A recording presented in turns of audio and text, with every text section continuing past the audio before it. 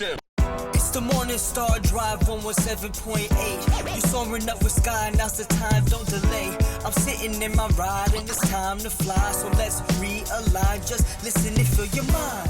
Good morning, everyone. Welcome to another week's episode of the Tuesday segment of the MSD on 117.8. It's Tuesday, August 12th, and we are so happy and grateful to start this week together with the Lord. Today we have a very special guest joining here with us. I'm on the phone together with my fiance currently because she wanted to hear me record this portion. She's too shy though to say anything, but you know, one day we'll have her greet you guys personally too. But yes, it's in the morning time in Korea, so I'm gonna have to let her go soon. But she wanted to be here for the start of today's recording. Yes, and now with that, I've let her go. But interesting enough, I've been asking her recently, right, like what kind of things I should talk about on the MSD, and she gave she gave quite a lot of topics and a lot of good topics, and they're very deep. And so I was like, ooh, I don't know if I really have an answer for those off the top of my head. But she wanted me to, talk about like what it feels like going into the second year of law school, as well as like, just in general, like last year coming here, it was like moving everything I had, right, across country to start this new chapter and this new time in law school. And so it definitely feels different going into the second year, right? Like, we have this first year under our belt, and it was definitely a trial by fire in many ways, right? And to kind of cap things off, like now I think about it, right? Like the end of that first year was like really focused on the blessing, right? So it was kind of like really building up to the apex and the peak of this mountain. And then, we kind of reached that point, right? And I went to Korea and I spent the time there.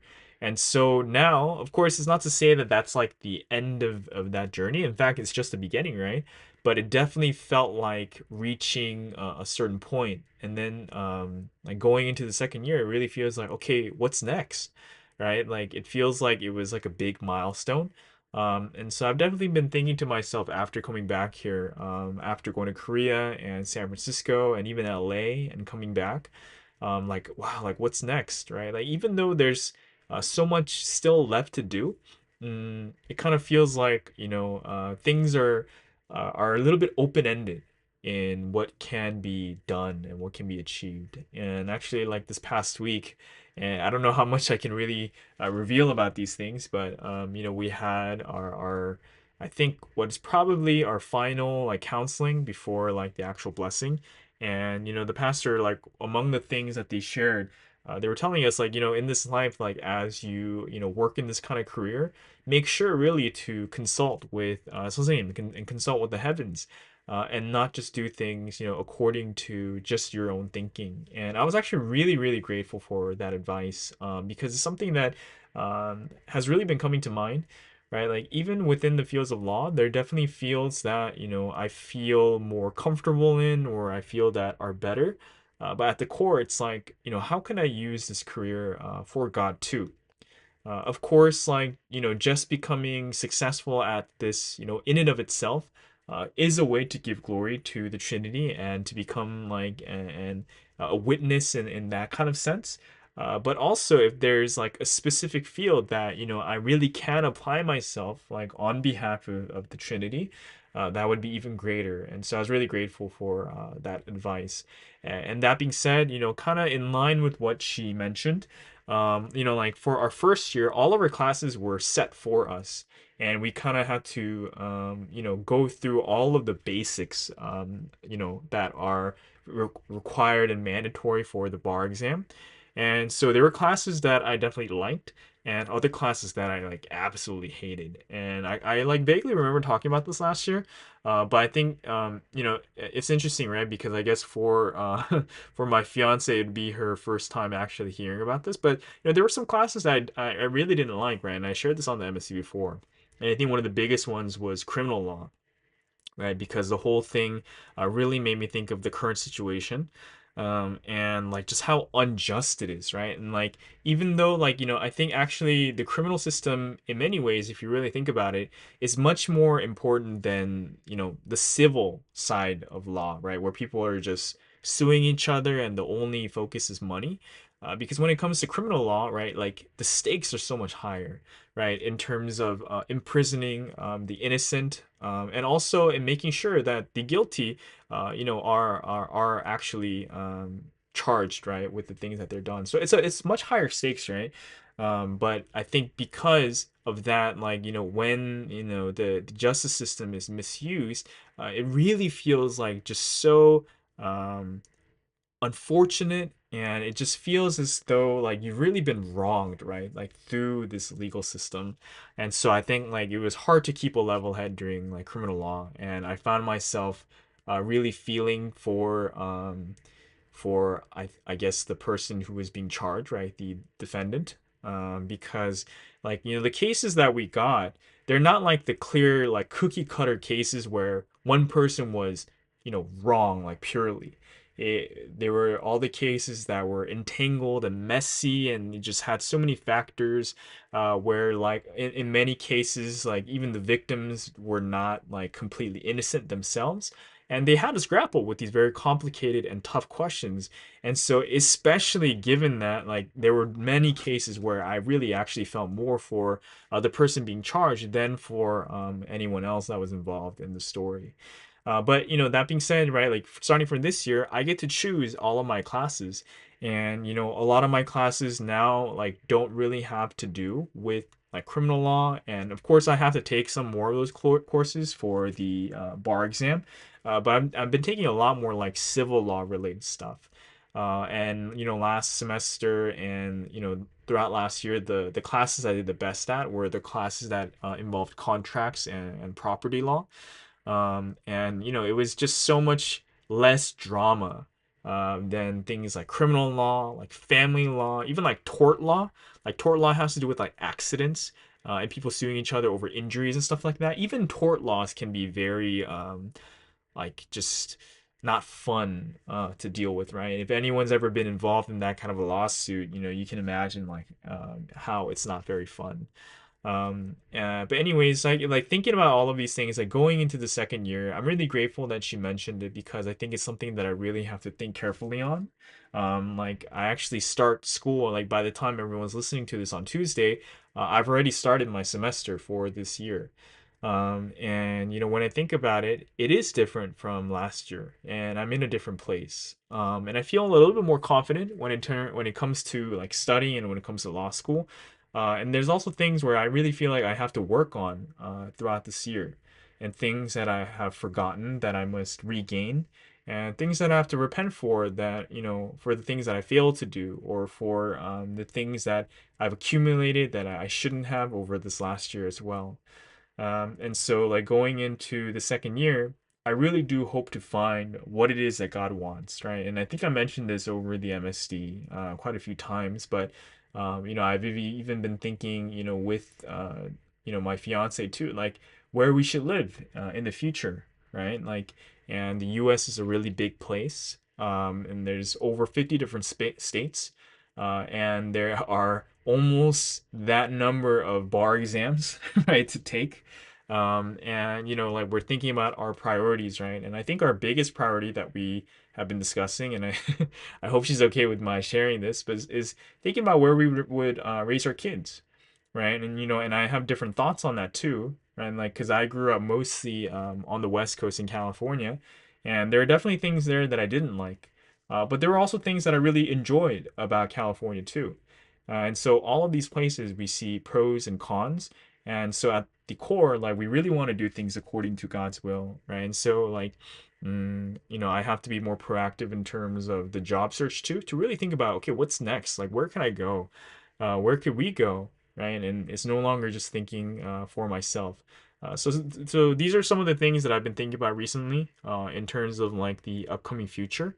And I think, what's actually dawned on me over the last few days is not to be so overwhelmed by these kind of big, large, overarching things. And instead, like, enjoy and have fun and, like, be excited over, like, the things that we have to do, right? Like, instead of thinking of it as some, like, big, like, thing that we're so uncertain about, think of it as like an adventure and a thing where there's actually no missteps, right? Like, just going forward in and of itself is fun, and you'll figure it out, like, as you go along too. But anyways, yes, those are some of the things that have been on my mind as this school semester is starting. And there's actually a very exciting thing going on here at the University of Florida, but I can't really disclose yet what it is. But after it's like come to pass, like, I'll let you guys know, because like as I think about it now, it's very exciting, like what's going on. And so I can't wait to share like that good news with you guys very soon. But with that, let's go into our first break for today, and then after that, we'll have another segment for Bible today, and I will hand things off with Rachel with 2G Talks. And today we'll feature the new song "May God's Life Appear Through Yours."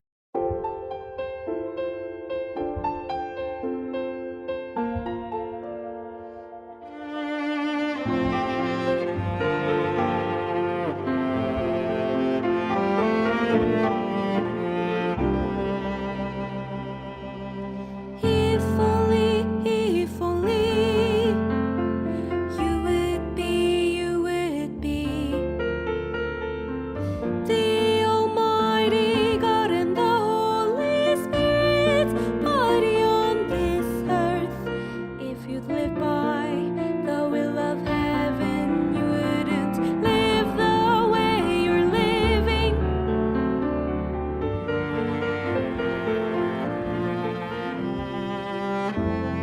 Because God's life is lived here on earth through the deeds of your body. Your own life becomes the life of God, the life of the Holy Spirit. Destiny will change for you. How you treat creation too.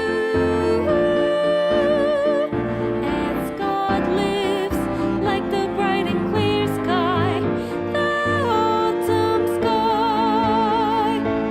That's so high, so wide and vast. You will live your life in the same way.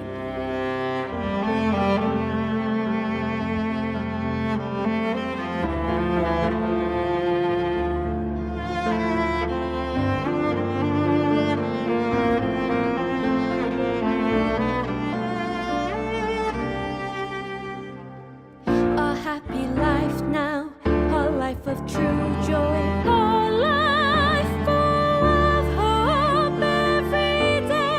Every day you will live, determining the destiny of even the heavens, that eternal heaven.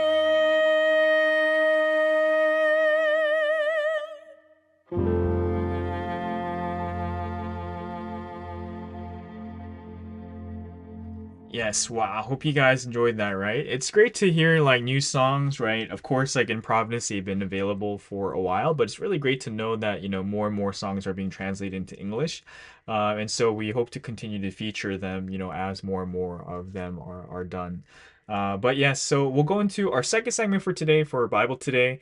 And with that, I'm really grateful to be able to share, all the things that are happening, here in Florida. And, I think especially in the SS department in across AP.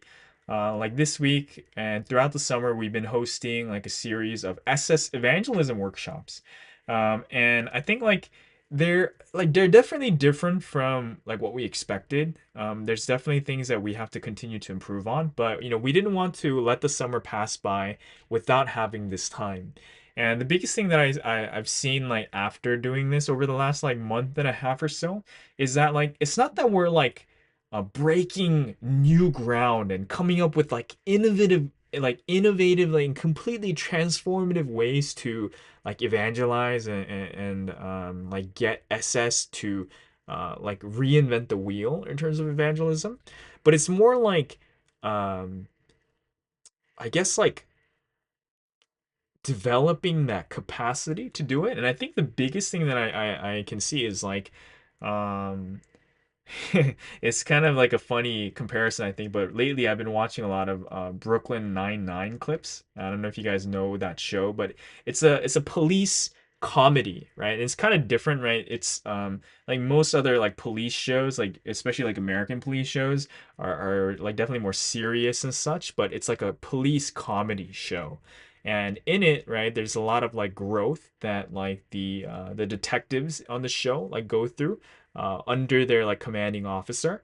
And like that's kind of the hope and that we have for the S's as we're going through it, right? It's like they all know actually, and I think this goes for everyone. Like they all know the people that they want to evangelize. They all know that they want to evangelize. And I think in a lot of ways they kind of know how to evangelize too.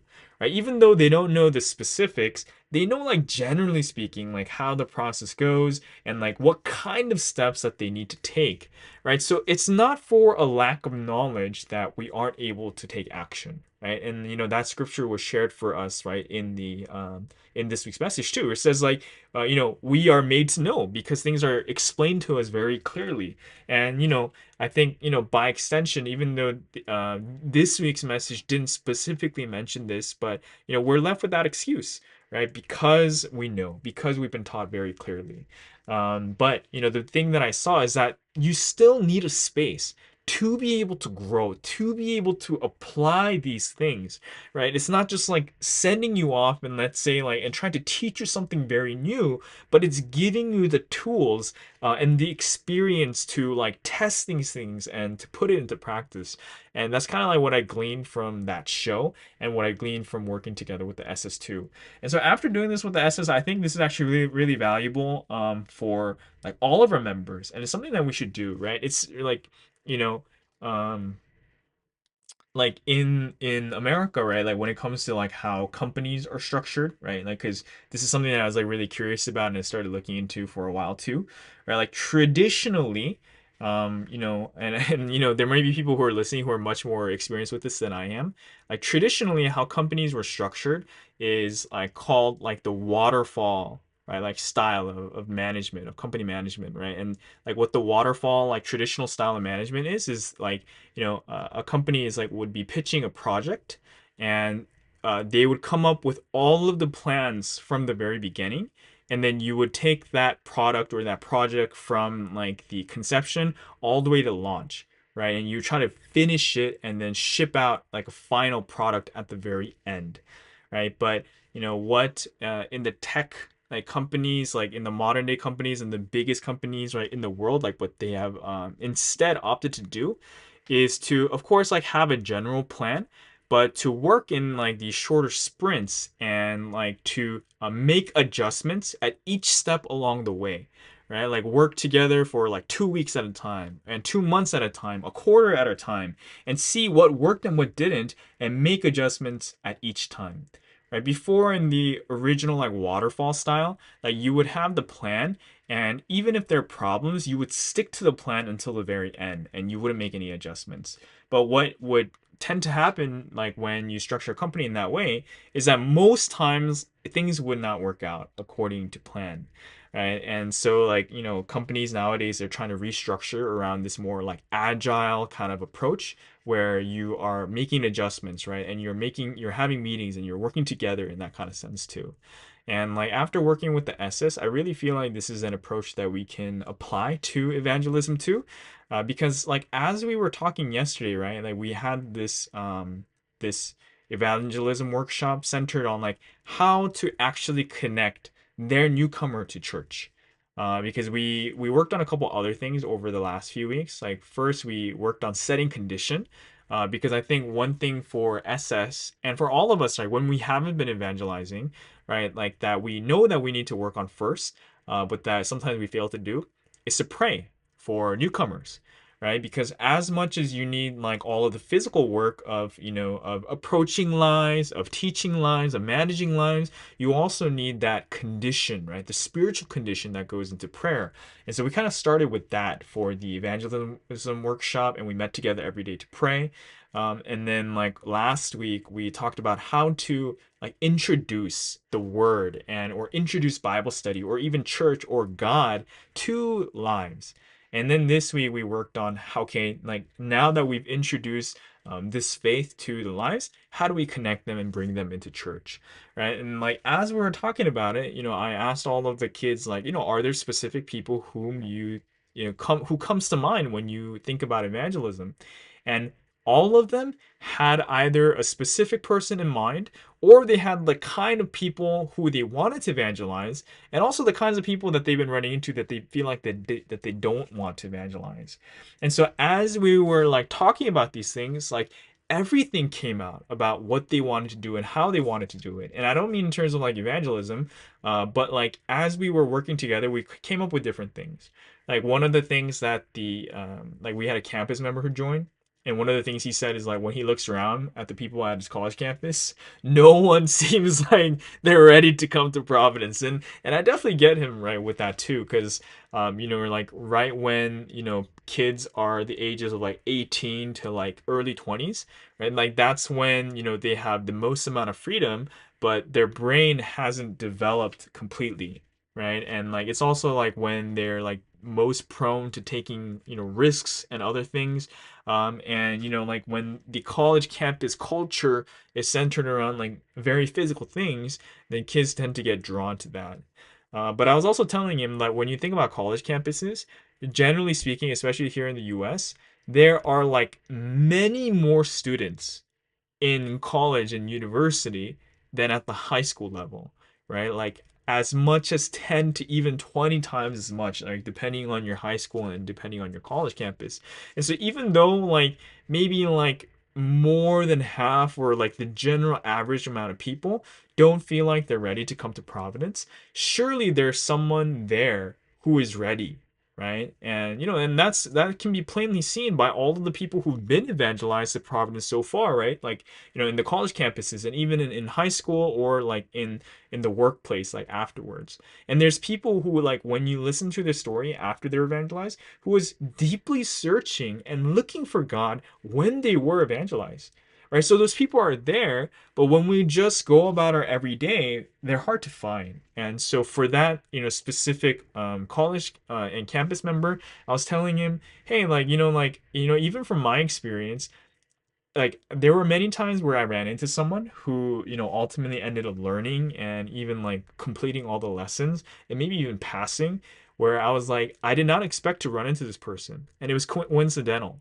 And it was only because we went out to do like street evangelism or like we were talking to people. And even sometimes, like, even though we had like a person who we were thinking of to evangelize, it was actually someone who came like by extension, right? That ended up like learning and passing and becoming a member, right? And so I was telling him like, if you don't see someone right now, sometimes that might discourage you from like evangelizing. But instead, then, like, pick a place on your college campus and just pray there every day for your school.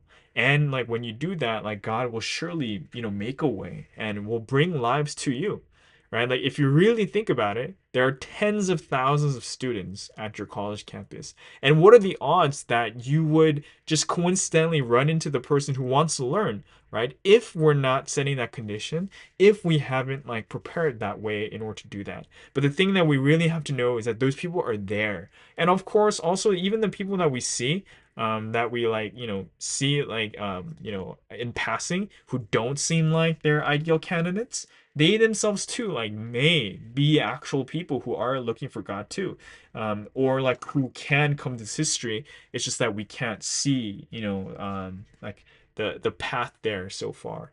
And so we kind of had these kind of conversations. And then for the high school students, right, it's different, right, because their schools are much smaller, and so the kind of people that they run into and that they know they're far and fewer, and so like they're also like much a tighter knit people and circles that they hang around with. So they like know, like high schoolers kind of know off the top of their head who they want to evangelize, and most of the time it's their friends, right, or someone who they kind of had a spiritual encounter with, right, and that's kind of common too.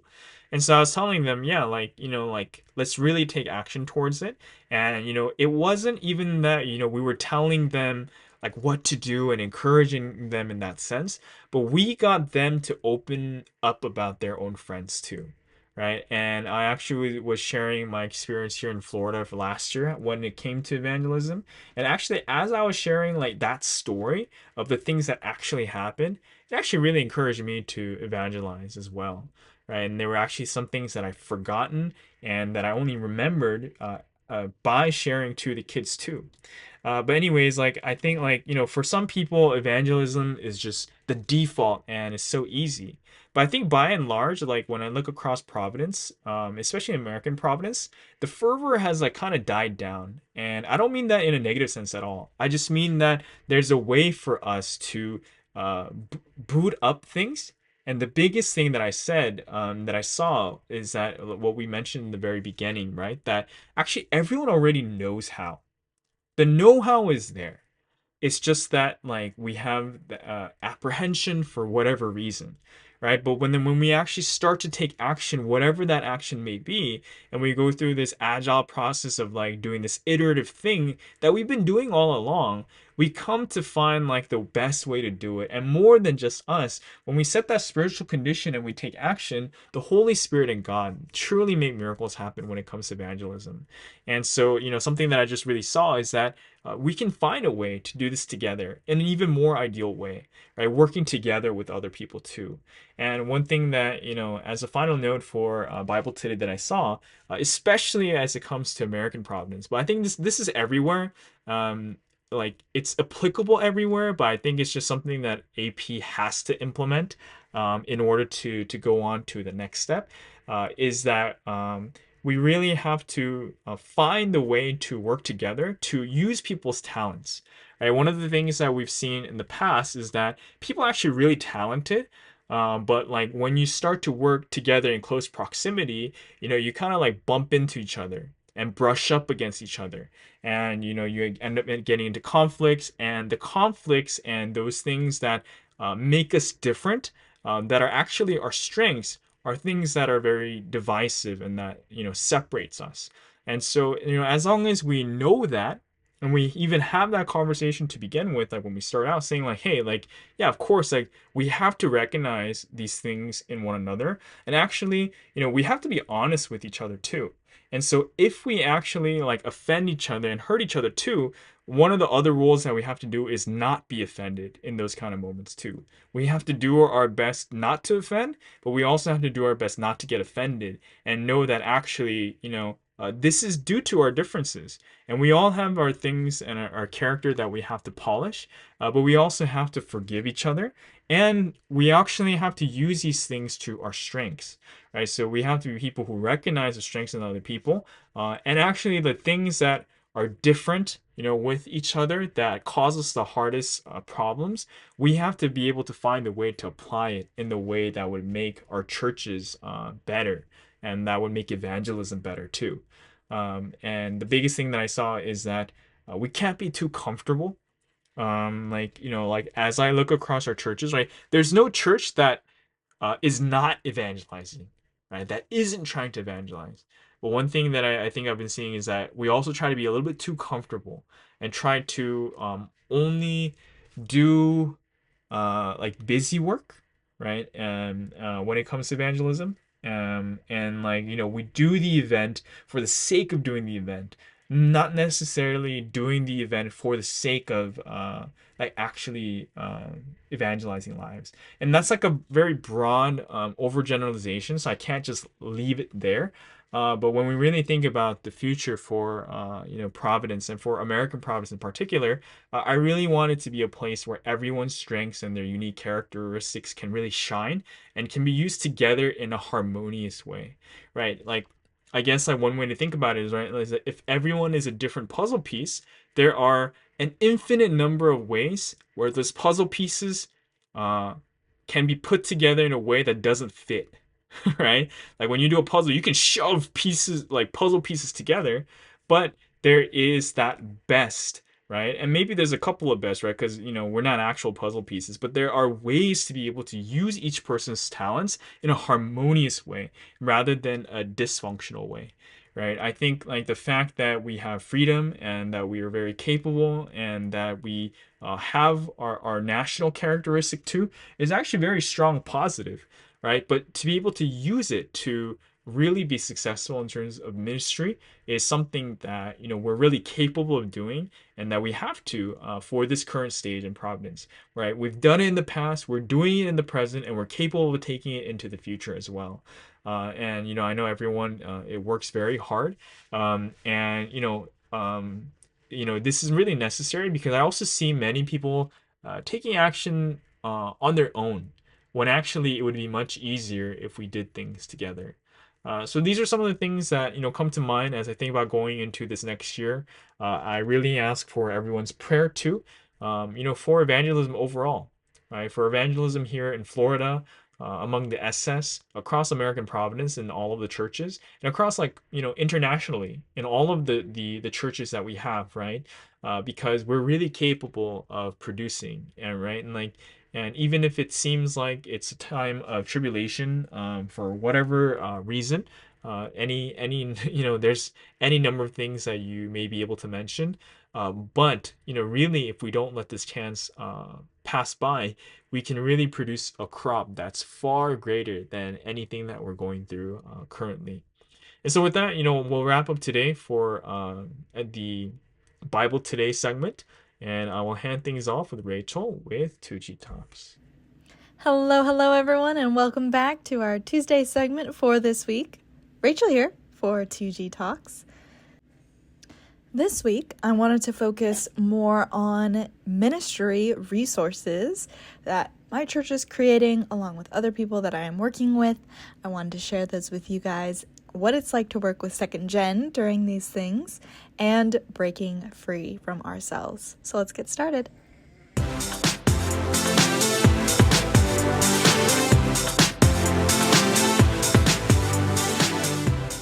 I hope you're having a wonderful Tuesday. Before we begin, I guess a little chat time. How was your week?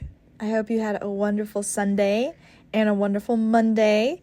Of course, perhaps when you're listening to this, it's Tuesday, but if you're listening to it on another day, I hope you're having a wonderful, awesome day at that time too. But for myself, it's been extremely busy, but in a great way.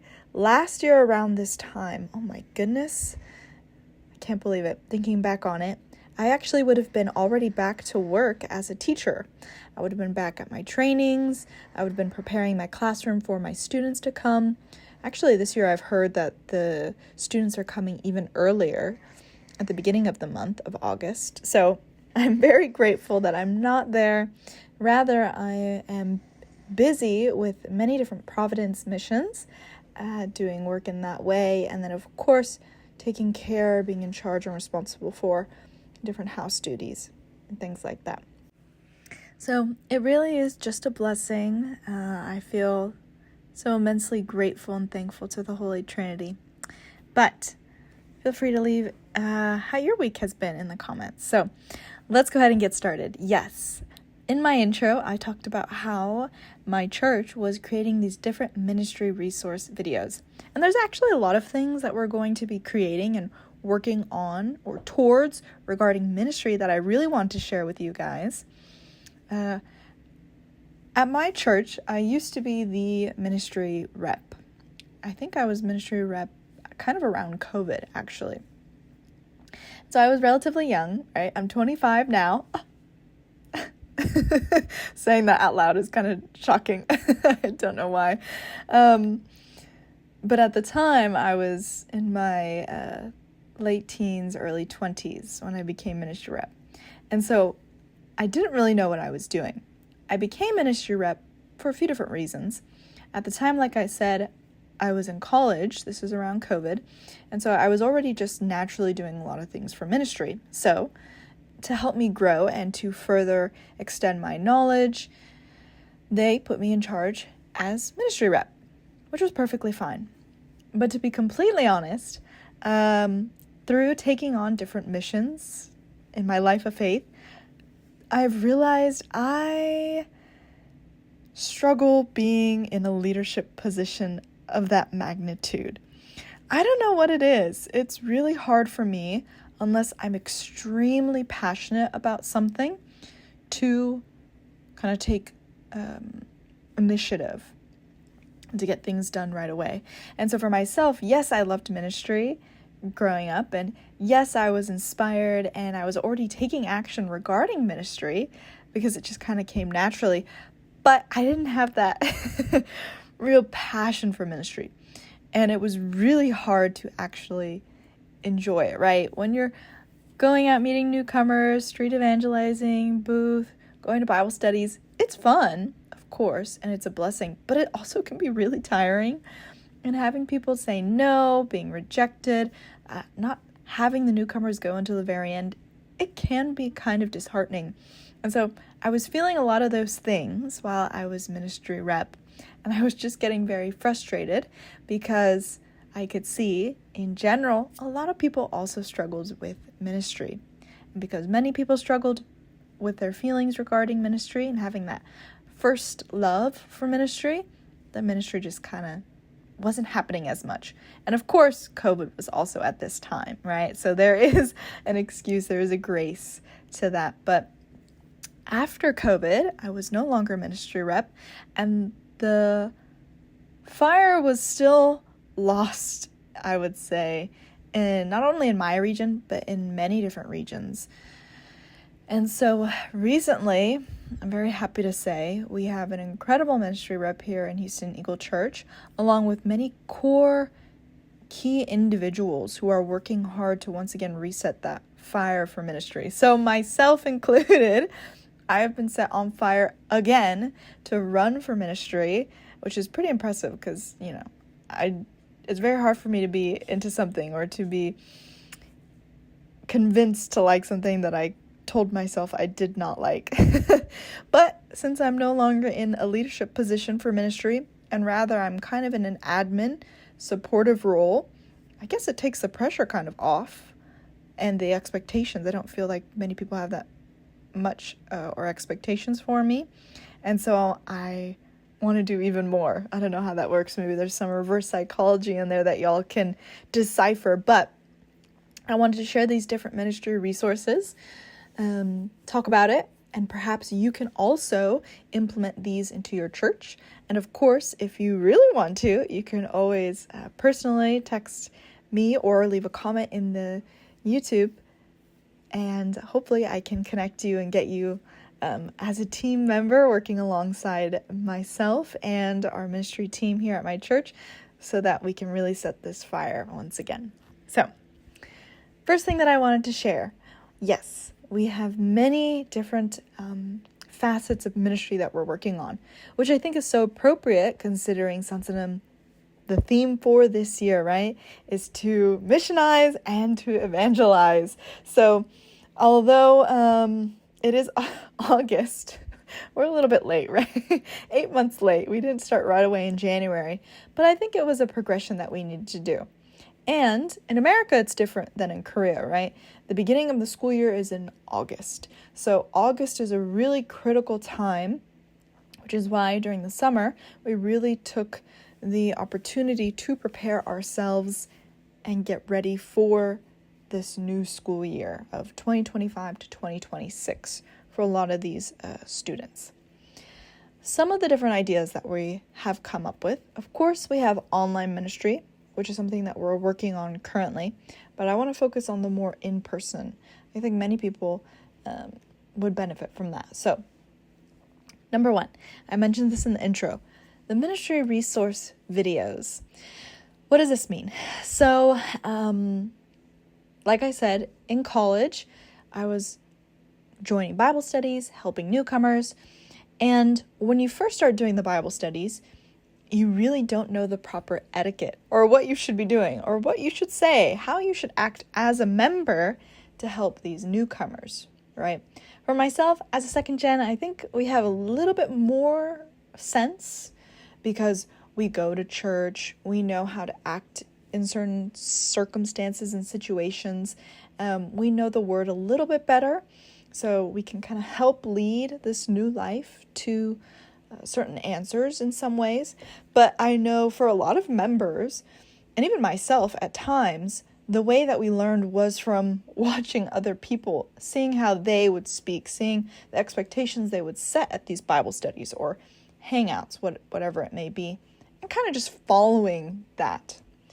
Now, oftentimes that led to, if you were someone who was very methodical and really paid attention to your surroundings and how people acted, then you were good, right? People that are really good at reading the room aren't going to struggle in this area. But sometimes, and maybe you are one of these people, which is completely fine, some people can't really read the room that well. And I think there's pros and cons to that, right?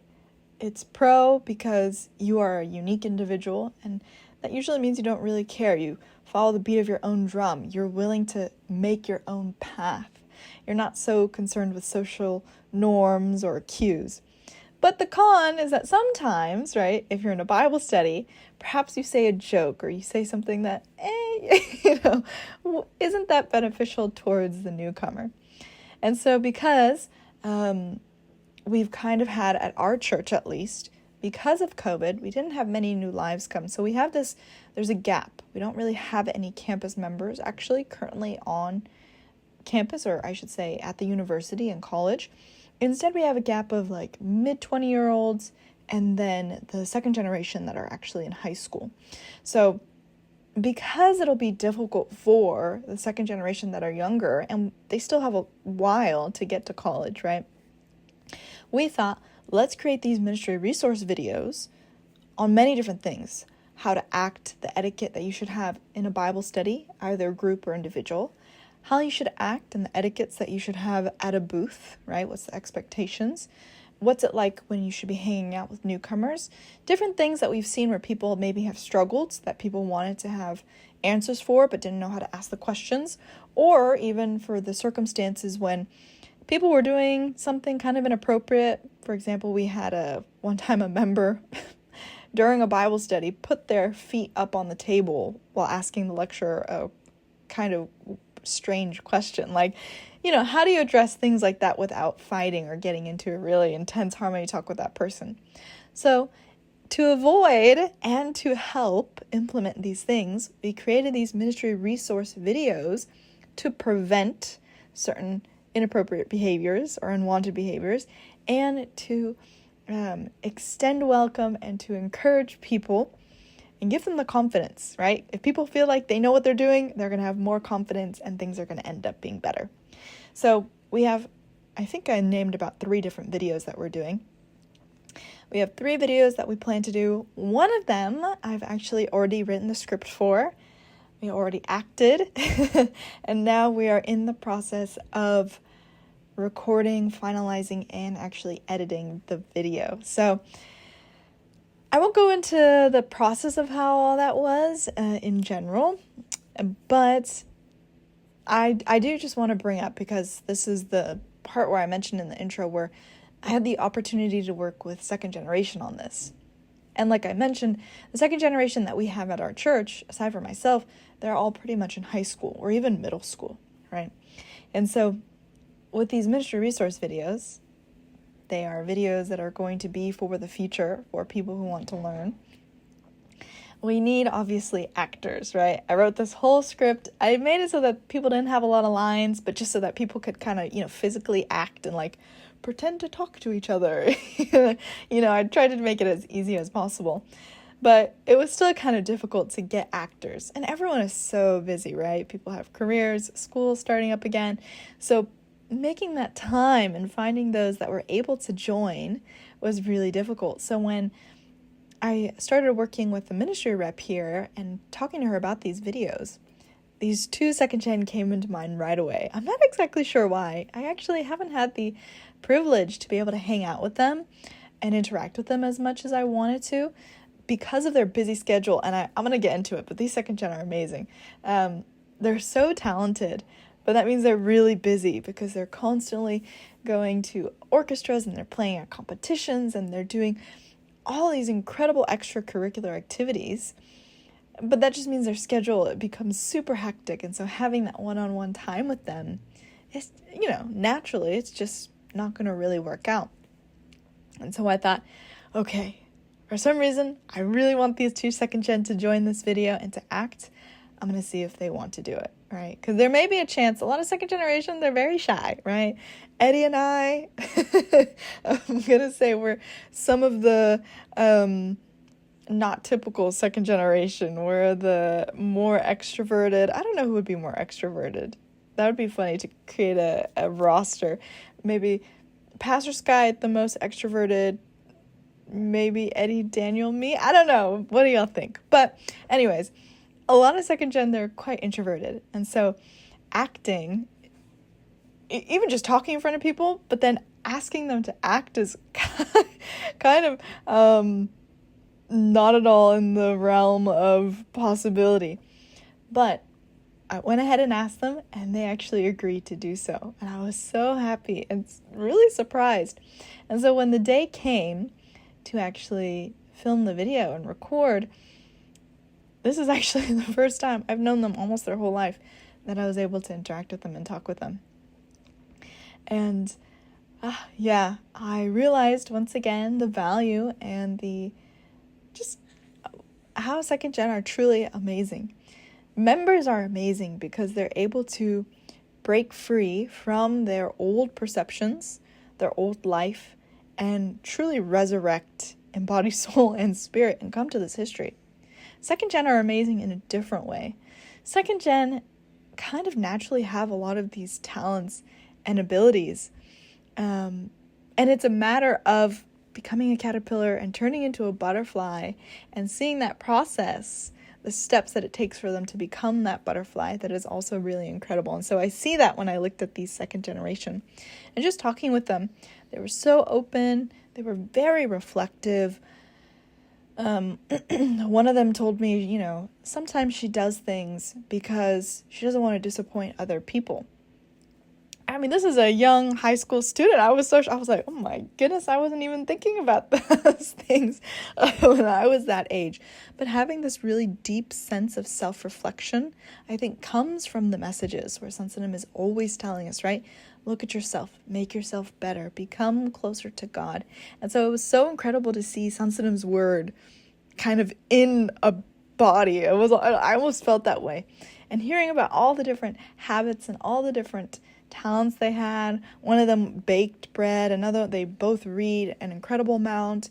They play instruments, they crochet, they create, they paint. Like, I could go on and on. I was so impressed by these second generation. I was like, oh my goodness, I need to really step up. I'm the national assistant rep for the second generation. I need to step up. That's how they made me feel. So it was in a good way. And watching them act, because that's really what they were doing. They would giggle and they'd get kind of nervous and they would forget, but they were so determined to help. And I could see how they really wanted to learn, and through creating the ministry resource video, they were actually able to learn as well. So I was really happy. I'm hoping that we can create this ministry resource video, specifically the one that we did. I think I mentioned it, but it is about Bible study etiquette. So that's the one that we did last week. And so I'm hoping that we'll be able to edit it. And if it is professional enough, good enough, I'd love to be able to send it around or just have it in the archives so that people can look to it, especially the future generations, and know the standard of what should be done for group Bible studies. It is a basic thing, a basic concept. So some people might be like, oh, this is, not helpful or not important. But I do see the value. And I remember Sensitive always telling us, you have to record everything. You have to record everything. Write down everything. Film everything. My mother always tells me that at this time is the most precious time. Why? Well, it's because Sunsanam is alive now. And so we are actually at the highest level, right? And so because we're at the highest level, well, naturally, after, this is going to sound a little negative, but everything does slowly kind of devolve, and it's not as great as it is to live at the time of Sunsanam. Just like with Jesus. The best time in the New Testament was when Jesus was alive, and then everything after that was less. So I wanted to be able to capture that feeling, that 심정, the standard of providence while Sunsanam is alive, and keep that as a record for history. So that's the one thing that we're doing, the ministry resource videos. And I was so happy to have Second Gen join that. The second thing that we're doing is we're going to be having, this is something I'm doing personally, we wanted to be able to create community within our church. Like I mentioned, the fire of evangelism, this probably you may see at your church as well, it's really hard to set. Evangelism is not easy. Okay, you have to put so much time, so much effort, and often you don't see any result. You're not really going to be bearing fruit. It's a lot of trial and a lot of error. But to help set fire once again at our church and to give hope, we are wanting to create a community where it's centered on evangelism. And so as one of the people within the kind of team of evangelism, we have decided to come up with many different activities.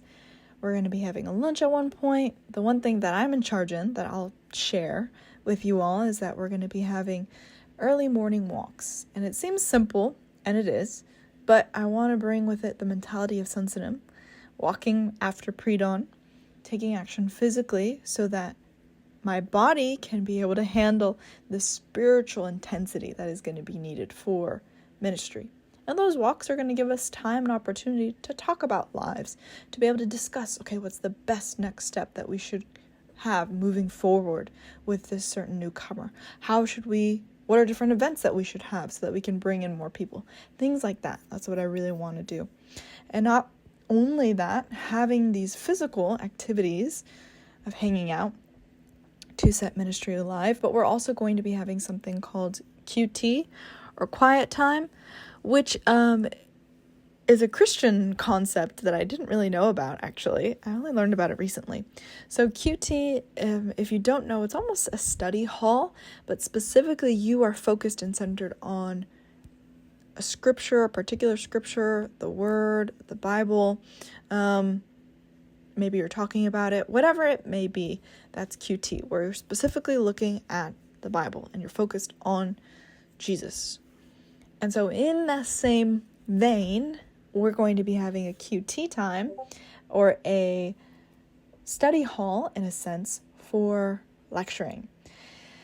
Y'all know I quit my job. It's done. Oh my gosh. And so now I'm running full time for Providence. And one of the big things that I want to do is really work on my lectures, become confident in them so that I can evangelize and testify really well, which matches so perfectly, right, with the Sunday message. The second title, Explain Well. So that is something that we're also going to be implementing. This quiet time where online members, and maybe sometimes, depending on availability in person, members can join together and not talk to each other if we're not socializing, but really specifically focus on the lectures.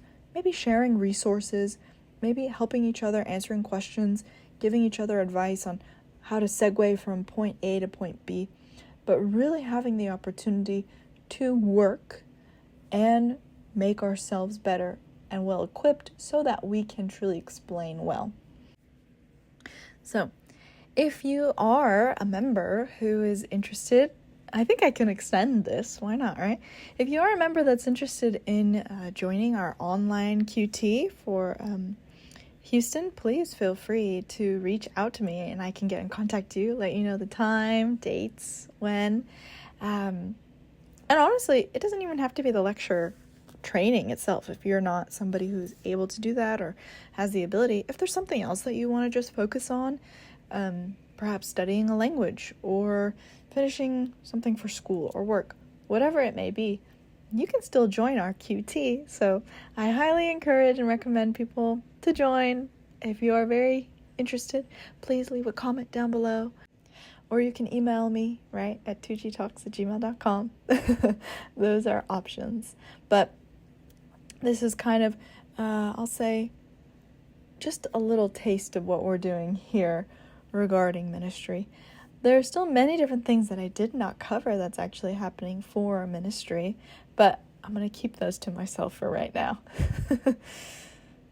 The second thing I think that I wanted to talk about, and I suppose this will be my last thing that I wanted to briefly touch up on for 2G Talks, is a part of the Sunday message that really moved me and inspired me, and it is connected to ministry in a sense.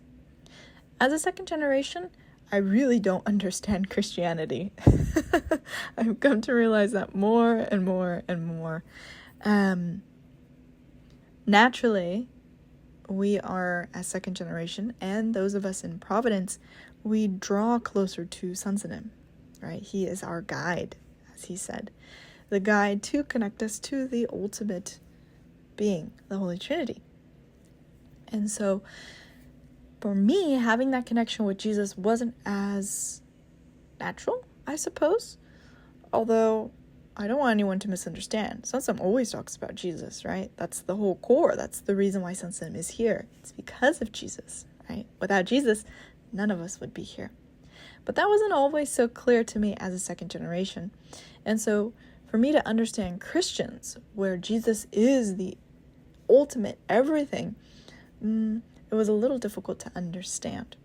But actually, this Sunday message, this past Sunday message that we had, was very enlightening in a sense. And I don't know why, but something clicked, and it's something really simple that Sonsonim has been saying over and over again.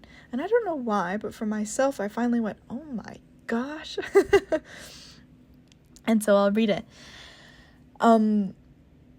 In the world, many people have different opinions on religion. Some people hate religion. Some people really love religion. Some people believe in, they're Muslim, Hindu, Buddhist, whatever it may be. Christians, of course, are one of the majority, one of the big three religions. And Christianity, of course, is the right religion. Now, how do we know that to be true? Well, here I literally have it in my notes. For God to truly exist and Christianity to absolutely be correct, then Jesus indeed should have come back in the year 2000. And this is a statement that a lot of people who are not Christian refute. And Christians themselves, they have many different reasons as to why Jesus didn't come back in the year 2000. Some people say, well, we just assumed, we didn't know when he'd actually come. You still have to have faith. Or they think maybe he'll come back later. You can't assume. Or a lot of Christians ended up actually losing their faith. That's the core of Christianity, I realized. And I was so shocked. Oh my gosh, yeah, the core of Christianity. And for Christianity to be correct and God to exist is that Jesus had to fulfill what he said. Everything has to be true. But according to them, Jesus did not come back as expected.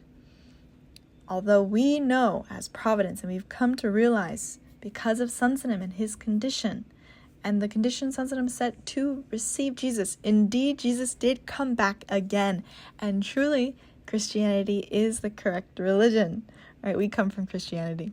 Truly Jesus is the one, and God is real, and he's existing in my life. Jesus did resurrect and come back. And so I don't know why it gave me such conviction to hear that in the Sunday message about Sonsonim talking about how Jesus really did come back. And the fact that although Christianity is the truth, right? Although Jesus is the truth, the way, and the life, in some places it took almost 2,000 years, almost until the very end of the New Testament for people to realize, right? For Korea, they didn't get it until the 1700s. And so for me, when I was thinking about this in regards to ministry, the people that I'm going to be interacting with and talking to in about oh my gosh, 3 weeks. I'm going to be talking to strangers, y'all. Please pray for me. I'm going to have so many stories in a couple of weeks about what it was like for this newcomer and that newcomer. So I hope y'all are excited and looking forward to that. But hearing it in that sense and being reminded that, oh my gosh, yes, Jesus really did fulfill it. And Jesus really is here and he is with me, gave me a lot of courage and a lot of strength. Running for ministry, like I said, it's really hard and I lose so much strength sometimes.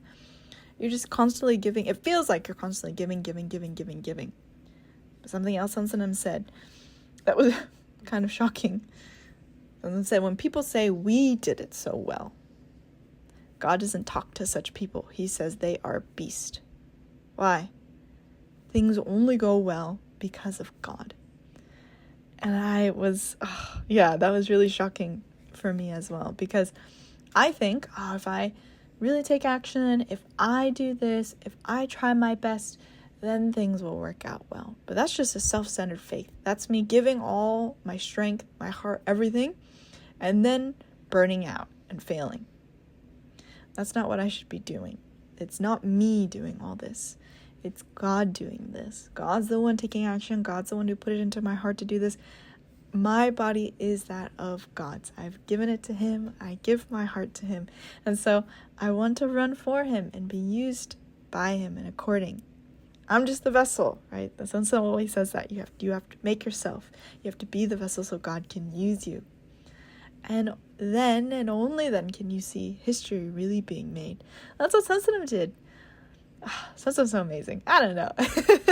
He really just broke free from himself. I can't imagine what it must have been like for those 20 years in the mountain. And even now, in the situation that he's in. But he broke free so much from his physical self that it doesn't really matter where he is. It doesn't matter if he's in the mountains. It doesn't matter if he is where he is now. To Sansanam, the core is only God. Of course, that's not to say he doesn't suffer, because Sansanam is still human, and so he feels all these things. We all know this, right? But I say all this, in summary, to truly testify to the best of my ability that indeed Sansanam is the most exemplar person and example of what it is to truly break free of your own physical nature and absolutely trust in God and give yourself entirely and completely to God. I'm just so grateful and so thankful to be in this history. There's a lot of histories. I was listening to Pastor Sky's podcast. There's a lot of churches that can get crazy. That sex scandal in that one church in Vancouver, what? That's crazy. But I mean, even in like the Catholic churches, right? There are so many instances, unfortunate, horrible things that happen to young children even. And it's all in the name of, they say it's in the name of God, the priest or whatever. And that's just, it's horrible. It frustrates me because obviously that's not what God wants. God doesn't want people to suffer. God doesn't want people to die physically or spiritually. And so I'm really so grateful that I'm in Providence, because Providence is normal. Providence is sane. Providence is where the truth is. And so I hope that I can, alongside the people at my church and everyone here in Providence and all of you listening, that we can all run together for this history and really do our best to show the world that, yes, this is the truth. Yes, this is the most normal way to live. This is the proper way to live. So if I could end my 2G talks today asking you guys to pray for me, and of course, pray for every single member, and pray for evangelism to really happen, that we can find the people that are really looking and calling out to God, and of course that we can let go of our physical nature and that we're not blinded by it, but rather that I can see with spiritual eyes. I've told you all many times, I'm not a spiritual person, but I really want to be, and I want it to be so that God isn't frustrated when he used me, but that he can be at ease and at peace. And I hope and I pray as well that all of you can also be those types of people and brides that really bring comfort to God's heart so that we can evangelize a lot. Yes. So please pray for me. Please pray for my church. Please pray for each other. I will be praying for all of you as well. And pray for the second generation as well, please. With that, I'll go ahead and conclude my 2G talks for this week. I hope you gained a lot. I hope you gained strength once again in seeing that ministry really is alive and working. Even here in America, where we are so small, we're still very strong. So, with that, I'll conclude. Please go ahead. Don't forget to leave a like, comment, and as always, if you would like to contact Eddie or myself, you can do so at 2G Talks. It's the Morning Star Drive 117.8. You soaring up with sky, now's the time, don't delay. I'm sitting in my ride and it's time to fly. So let's realign, just listen and fill your mind. I'm burning with desire and the passion. Nobody can stop me when I'm like